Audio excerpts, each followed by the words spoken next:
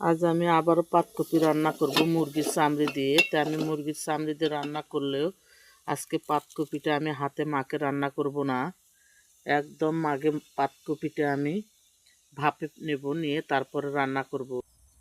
পাল্লাটা না ছোটো ছোটোই মনে হচ্ছে, কপিগুলো না বেশি হয়ে গেল। তো যাই হোক, আগে আউড়ে নেই, লবণ গুঁড়া ঝাল দিয়ে না করে নিয়ে তারপর মশলা পিষে দাও। আগে না উশমিশ হোক হলে না মশলা পিষে দিয়ে আউড়ে নিয়ে তেলত দেবো। পাতাকপিগুলো কি সুন্দর আউড়ে গেছে। এখন নাড়ে চাড়ে হলুদ দিয়ে, আমাদের দিনাজপুর জেলার মানুষেরা কিন্তু এইভাবে পাতাকপি রান্না করে খায় না, ওরা বেশিরভাগ হাতে মাখে রান্না করে। তা আমি আজকে রান্না করে কপিটার দেখেন আমি একদম পানি ব্যবহার করিনি, ওই কপির পানি এখানে অনেক পানি বাড়াইছে।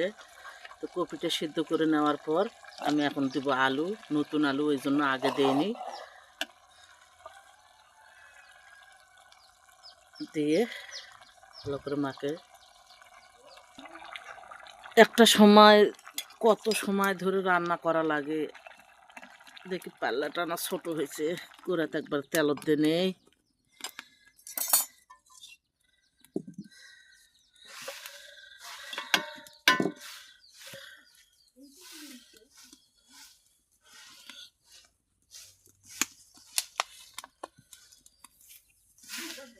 এত পরিশ্রম করে রান্না করা লাগে, খাতে তো। পেঁয়াজটা না লাল লাল করে ভাজে নিয়ে এইরকম করে পাতাকপিটা আউড়ে নিয়ে তেলত দিলে সেই তরকারিটার স্বাদ অন্যরকম হয়। কিন্তু আমাদের দিনাজপুর এলাকার লোকেরা হাতে মাছে রান্না বেশিরভাগ খায়। আমার পাতির জানা ছোট ছোট মনে হচ্ছে, এই জন্য আমি কুড়াতে একবারে তেলত দিয়ে নিলাম। পানিগুলো আরও খাবে তরকারিটার, আরও আটো হয়ে যাবে পানিটা। আমার এই রান্নাটা আমি কতক্ষণ ধরে রান্না করতেছি, নিম্ন তো না হলে আধা ঘন্টা ধরে। আমরা তো দেখাই 2-3 মিনিটের রান্না, তাতে আমাদের রান্না কমপ্লিট হয় না। অনেক কষ্ট করে পরিশ্রম করে সুস্বাদু রান্না করে খাওয়ার জন্য আমরা অত কিছু করি।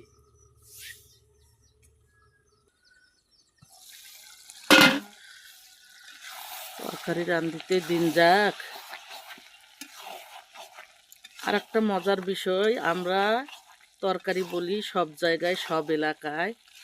আমার শ্বশুর বাড়ির এলাকার মানুষেরা এটাকে বলে তরকারি না, শালুন। শালুনটে ভালো করে কষে নেই। পাতাকপির সময় তরকারি এমনিতেই সময় লাগে রান্না করতে, সহজে হবে না।